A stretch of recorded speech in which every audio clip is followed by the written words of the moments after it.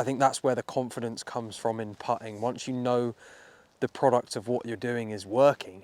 P3, left arm parallel. P4, top of the backswing. P5, left arm parallel to the ground. P6.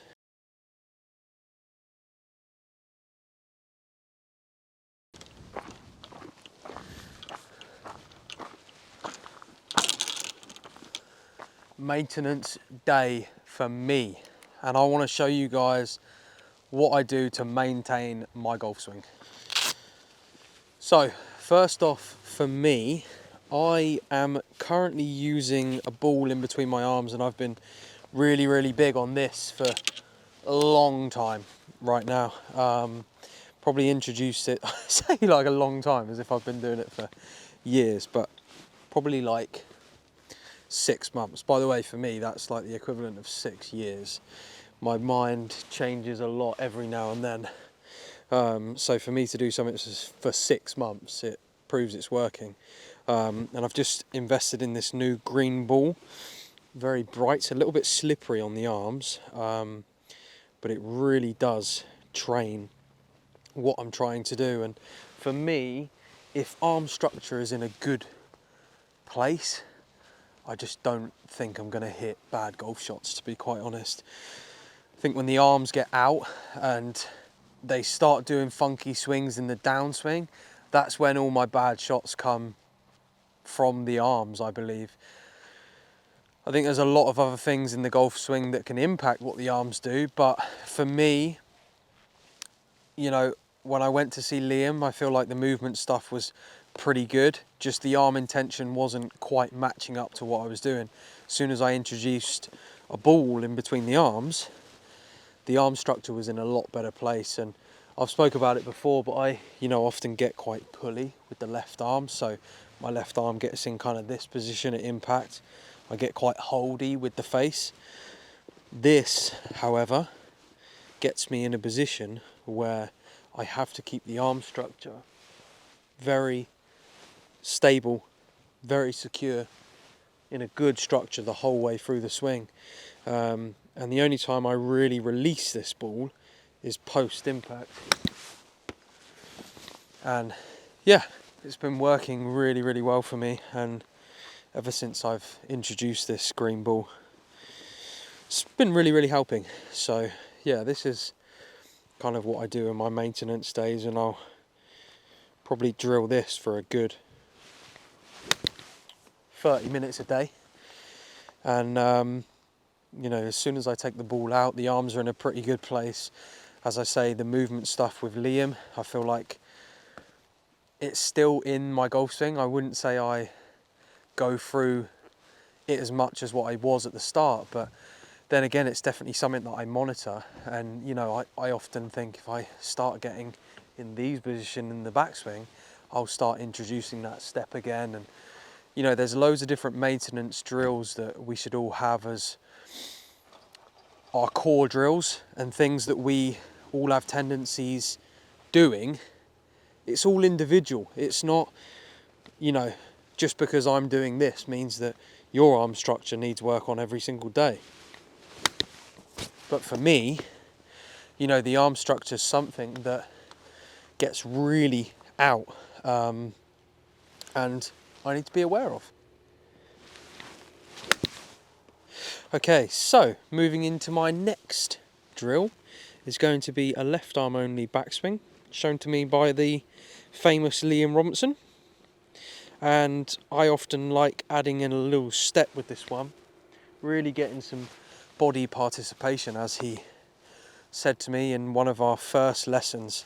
And I said to him, why am I feeling so much success with the left arm only? Now, if you do left arm only but you don't participate the body, it's so hard to get that arm up. But when you introduce a step, you get the body moving with it. Bang, the club's up here, but look at how the body is moved into that position as well. So yeah, that's one for me I like to go back to. And fin it, that hurt the hands on a cold winter's day. Well, winter, it's not even winter yet, it's going to get colder in the UK. I need to go down. There you go, beautiful strike there. And yeah, as I say, I'm definitely monitoring what I'm doing day to day. Certain things will get out in the golf swing, but that's why it's so important to analyze what you're doing, go over, you know, what's looking good, what's not. And like I say, these core drills definitely help me day to day get where I want to go to. And you know, I feel like it's, for a content creator, I feel like it's getting in a pretty good place right now.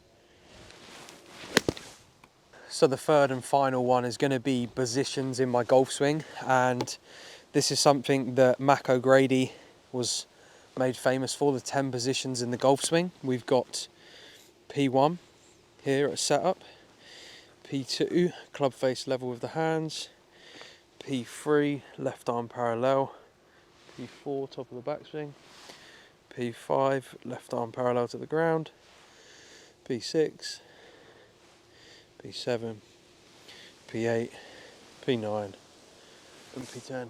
So for me, I know that P6 is one that is the position that gets out for me, and literally it does actually get out this way.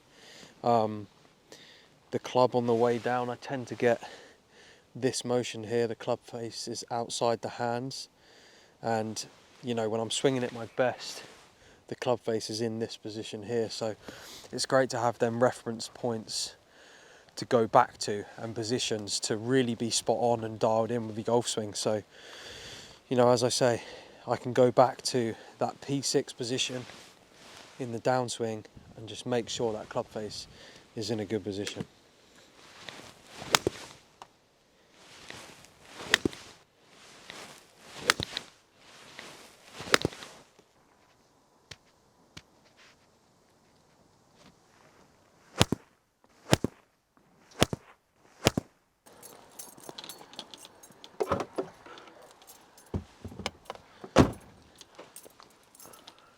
So we're now on the putting green, and I'll just hit a few putts from random areas on the green and go through my process, check everything's working well, and take off my GX golf glove. By the way, you're not still paying £30–40 for a glove, are you?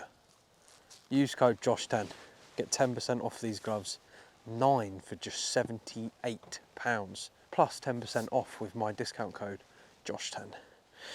Okay, so the process for me, I'll go halfway, fill the slope, and I am feeling just a 1.5 right to left here. Greens aren't that fast, so probably play this at an 8 stimp, and depending how fast the green is, I've got different measurements. I don't know if you'll be able to see that on the shaft, but for me, I know that arm fully stretch is about 7. As I come back to the R on my Acra, that's about 8, A, 9, 10, somewhere near the engineer. And this is all feel based, you know, so when I'm out on the course, depending on if it's uphill, downhill, is how much arm bend I use. And yeah, I love Jamie's stuff with aim point, and he's really helped me. We had a lesson at the start of the year, so I would be very intrigued to go and see him again, have a little check-in, see how the flat stick's rolling. But, you know, overall, it's actually feeling really good. So, yeah, we'll just go through the process. I've got my read, make sure the line's good. First part of the day, make it a good one. Pushed it. Okay, 0-1. Right, this one should go in. Same again, go through my process. Like a 1% right to left. Yeah, just outside the right edge.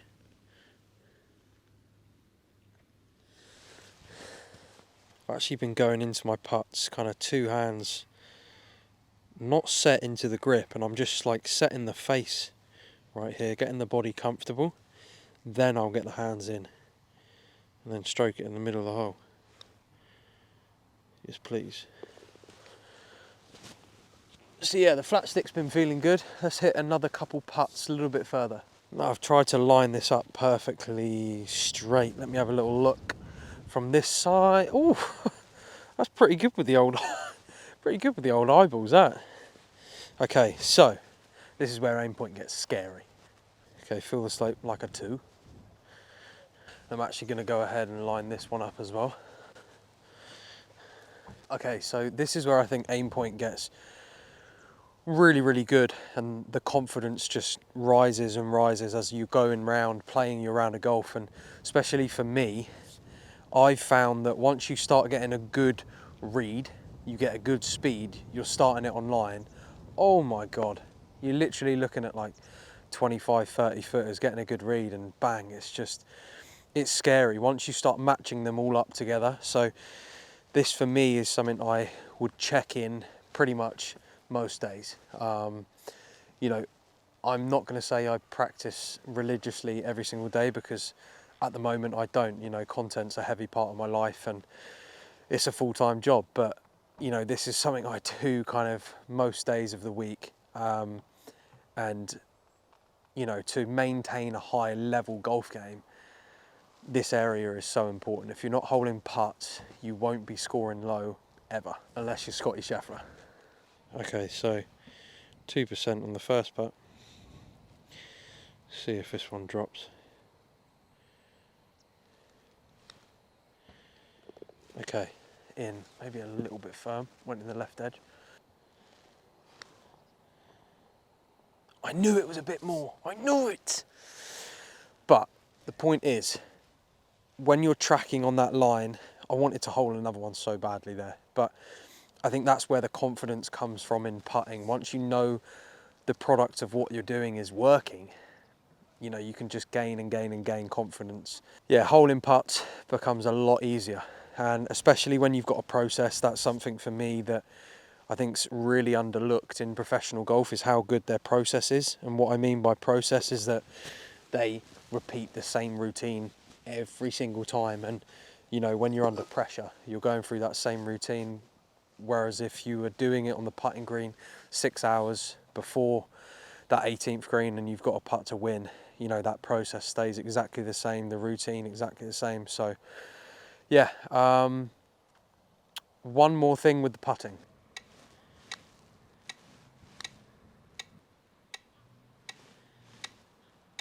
Now this has been one for me that's helped my putting no end, and it's just getting a baseline of your stroke speed, and mine's an 80 beats per minute tempo. So I'll literally just chuck this on and try and match the putter up to what I'm seeing on my phone there.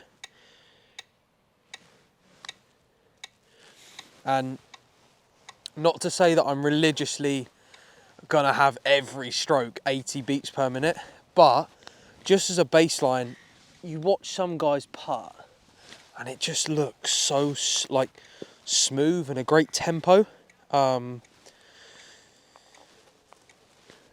I'd say it's purely from something really similar to this. So yeah, there's quite a few guys that do it on tour, and it's something that has really, really helped my putting, is just having a baseline speed. And yeah, I mean, it just gives me a tempo to go back to. And like I say, this is like a maintenance thing for me. So obviously we've got stroke work as well.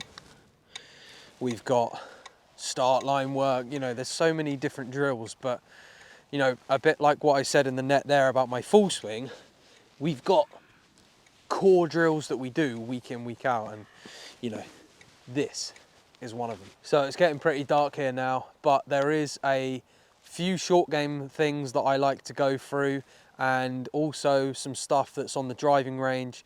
If you would want to see that video, drop this video a like, comment down below what you want to see next. Is it more practice? Is it more on course?